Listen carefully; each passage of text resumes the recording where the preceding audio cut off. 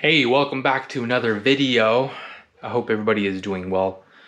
What I have behind me is a 1993 Toyota Camry. This is my daily driver.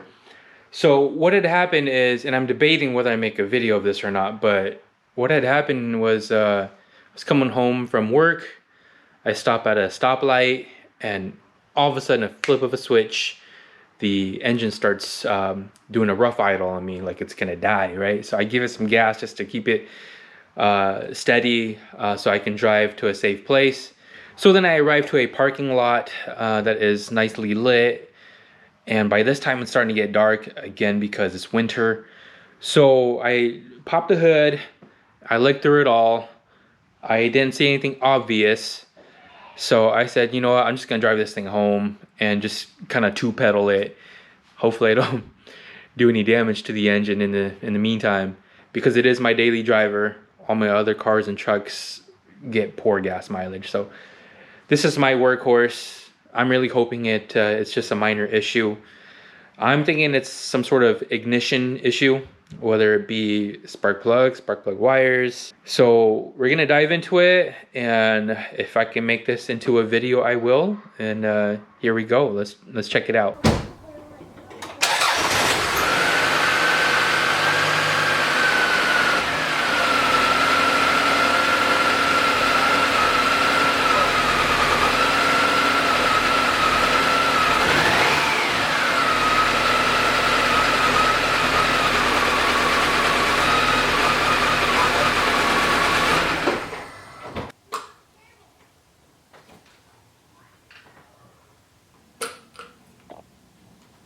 The insulator here on this plug, I don't know if you could see it, is, I think it broke off. It's probably sitting in there right now.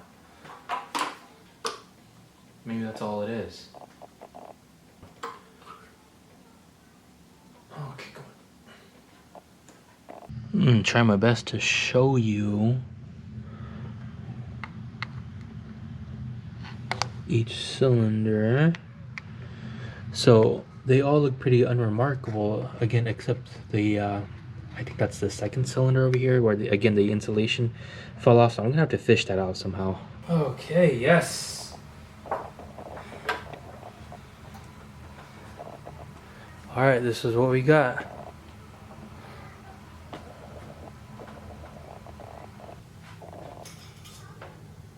Okay, so there's definitely a smell of gasoline in the oil. That's telling me that there is incomplete burning in it, one of the cylinders. So again, I'm still going with there's no spark in one of the cylinders, firing and burning the fuel. So the excess fuel is washing past the pistons and down into the oil pan and getting circulated that way. And that's not good. Once I get it all fixed and figure out what it is, I'm going to do a oil change and then drive it from there. But let's move on. Oh my gosh, all this oil that you see over here.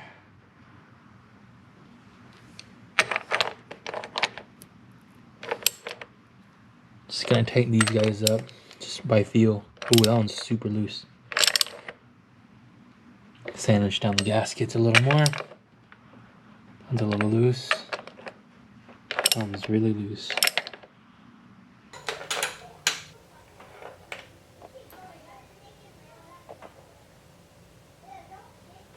So this spark plug looks pretty decent to me. Alright, here's a look at the second spark plug.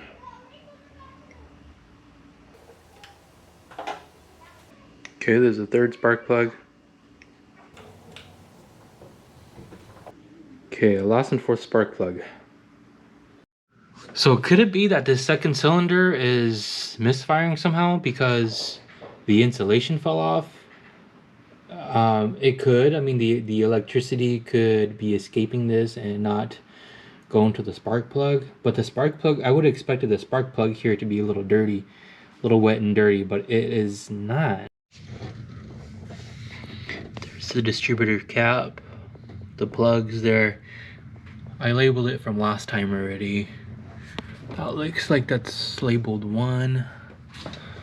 Oh, I need more lighting. This one's 4. This one's 2, and I'm guessing this is 3. Yeah, that's 3. So you gotta keep your firing order intact, or take a picture, or label it somehow, and then take everything apart. But yeah, I do see a little bit of oil on the bottom part of the cap here. Let's see what that's all about. A little dark here, but there's gonna be 4 screws surrounding the distributor cap here. You can't miss them. You could definitely see oil here at the bottom of the distributor cap. Darn it. I don't suppose that is the problem, but that's another problem. So the only thing I could think of why there is oil here at the bottom of the distributor is the seal between the distributor and the what do you call it there? Basically where the distributor goes into the engine there. So back to the main problem. We're gonna go and check for spark on spark number 1 right now.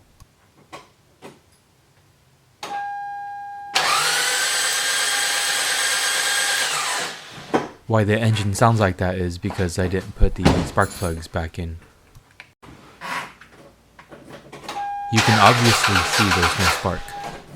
Alright, here we go. This is the proposed faulty plug number 2 with plug wired number 1 that we know that is sparking.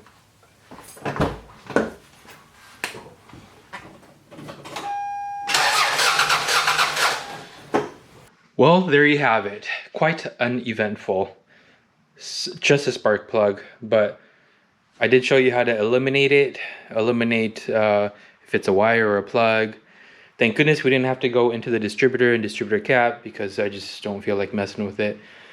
But very superficial. It's just a faulty plug. Again, I hope it's just a random bad plug. Again, it only lasted 20,000-30,000 miles. I wish it lasted longer, but I'm just gonna get a full set, obviously. And I'm gonna get new plug wires as well, since, well, they're not that cheap. They're about 50 bucks, 40 bucks or so. But might as well just get a whole new set of plugs and plug wires. So that does it for tonight. I'm just gonna order the parts and put it all in. All right, back with new parts. We picked up our NGK plugs and NGK plug wires, and we're gonna slap it in. And while I'm in there, I'm going to replace the distributor O-ring because of the massive oil leak. So what you see here with this bolt is, this is how you lock down your distributor, how you advance and retard your timing. So what I did, and I don't feel like getting the timing gun out when all is said and done, I just got a sharp pick and I just scored right along the washer here, made a mark there, so that when I put it all back together, I'm just gonna line it up with that mark. If you're OCD, you're gonna need to get that timing gun out, but this should get me close enough and pass smog next time. All right, next what I did was took off 2 harnesses. We got one here and then one over here. So next, in order to pull the distributor, there is a bolt. I don't know if you can see under there. Again, it's hard to shoot. Yeah, there it is. That bolt right there, right at 6 o'clock, and this one over here, the one I pointed out earlier, that's right about 10 o'clock from this view. You can take those 2 bolts out, and then the distributor should just pop right out. Make a mental note, take a picture or video like I am of the orientation of this rotor. You're gonna try not to turn it 180 because your firing order is gonna be all messed up. But when you pull it out, just remember where the rotor is. Maybe tape it down, do something just so it doesn't move on you.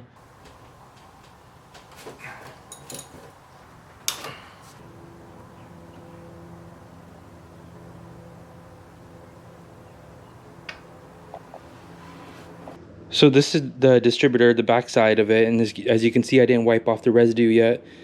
You can see all the leakage around it. There should not be any oil touching this surface because this is on the outside mating surface.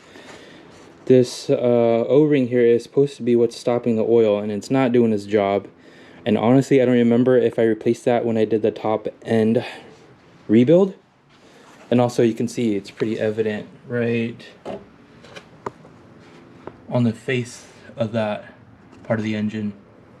There's oil residue there as well. So hopefully it's just this O-ring. Swap it out quick, put it right back in.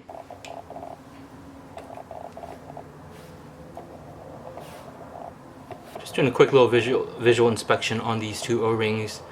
The one to my right here is the new one, and then the one here is the old one. You can see it's pretty flattened, and this one's nice and round. So hopefully this will do the trick, and it should.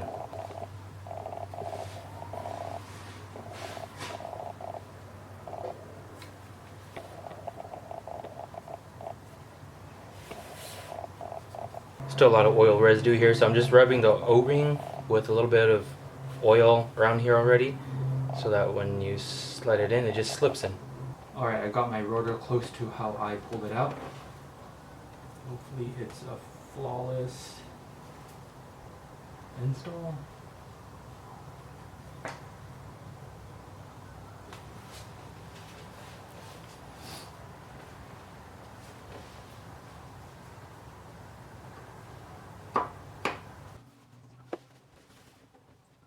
From here, just reinstall all the bolts you took out.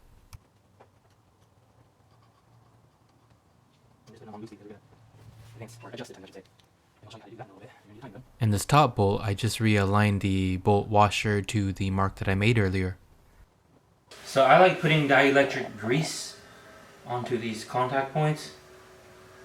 I'm sure it's totally optional, but since I have a tube laying around, might as well. These individual plug wires are labeled with what cylinder they go to. If they're not labeled, you can simply match the lengths of the old ones and the new ones.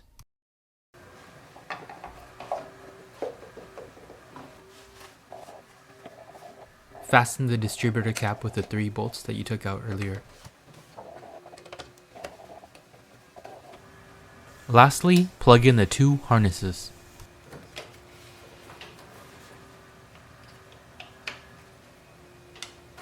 Alright, in with the new.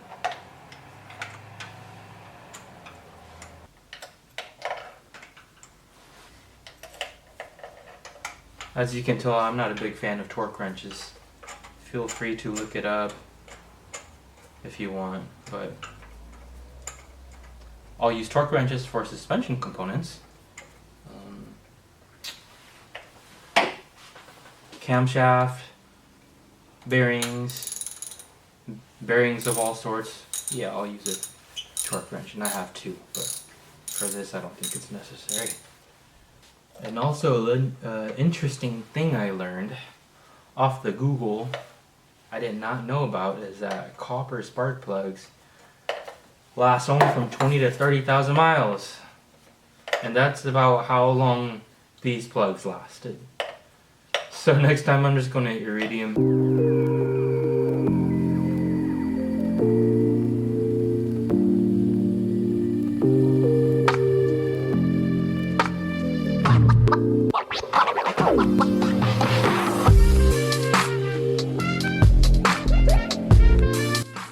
Well, there you have it, guys. The repair is complete. I am super glad that it's just a simple spark plug wire type of thing.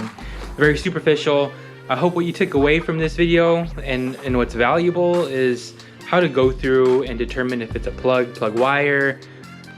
We didn't have to go all the way to the distributor. I also showed you how to change the O-ring to the distributor because of a leaky oil on the driver's side there. Anyways, I hope you enjoyed the video. We'll see you next time.